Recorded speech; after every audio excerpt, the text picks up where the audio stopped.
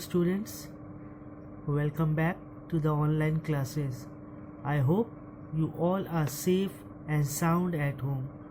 Today we are going to continue with the same chapter, that is energy. As we all know, there are different forms of energies that we are using in our daily life, like mechanical energy, kinetic energy, potential energy, sound energy, nuclear energy. But in this chapter, we are going to talk about mechanical energy and its different form. So let us start with the first, that is mechanical energy. What is mechanical energy? The energy possessed by a body due to the work done on it is known as mechanical energy. Let us take an example of a stone that is lying on a surface. As the stone is lying on a surface, if I am going to lift it up, what will happen? So the force supplied by your body help to raise the stone to a certain height.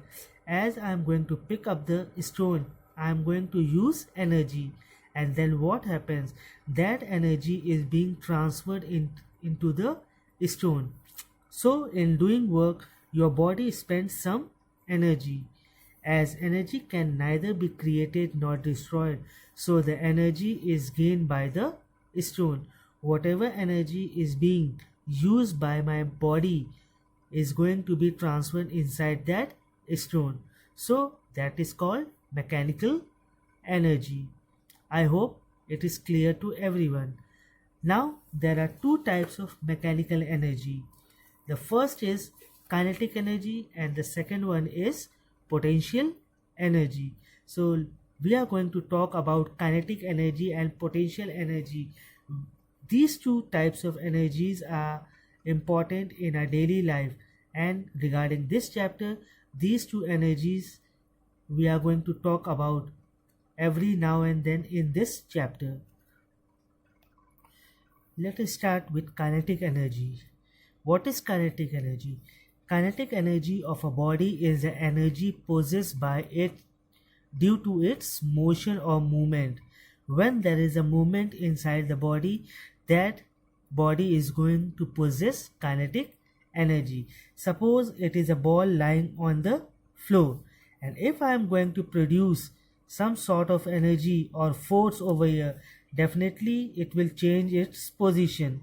So the ball, when it is going to change its position, then it is going to possess kinetic energy. Like a moving bus, it has a kinetic energy. A moving swing, it also has a kinetic energy. Flowing water, suppose the water is stagnant, means it is stored in one place, like in dams, then the water is having a potential energy when it is stored in the dam. And when the gates of the dams are open, what happens? The water starts flowing. So as the water starts flowing, it has kinetic energy. I hope it is clear to everyone. Let us come to another topic, that is factors determining kinetic energy. What are the factors which determines kinetic energy? Kinetic energy of a moving body. If a body moves, definitely it has kinetic energy. So it depends on its mass and its velocity. Whatever is the mass of an object and whatever is the velocity or whatever the speed of that particular object, the kinetic energy of a body can be measured using the following expression. And how we are going to measure it? With the help of the formula, that is kinetic energy is equal to half into mass into velocity square, where m is the mass of the body that we used to take in kg, and v is the velocity of a body that we used to take in meter per second. I hope it is clear to everyone. Let us start with potential energy. What is potential energy? Potential energy is the energy possessed by a body by virtue of its position or its configuration. Now what is position? If a table is lying on the floor, it has potential energy. The energy is being stored over here. If a force is being applied, what happens? It starts moving. Then it has a kinetic energy.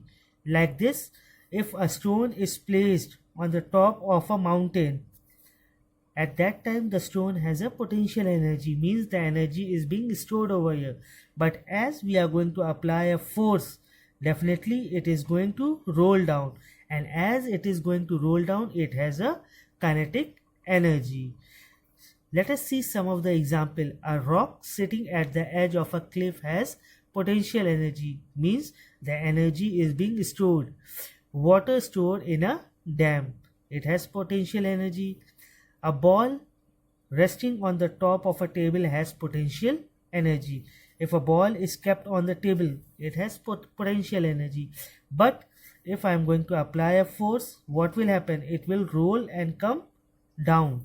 So it has kinetic energy. Now, how we are going to determine potential energy? So potential energy can be determined by the formula mass into gravity into height. Mass, whatever the mass of an object, and the gravity, and whatever particular height it has, or it has to be taken. So m is the mass of the body, g is acceleration due to gravity, that is 9.8 meter per second square or 10 meter per second square.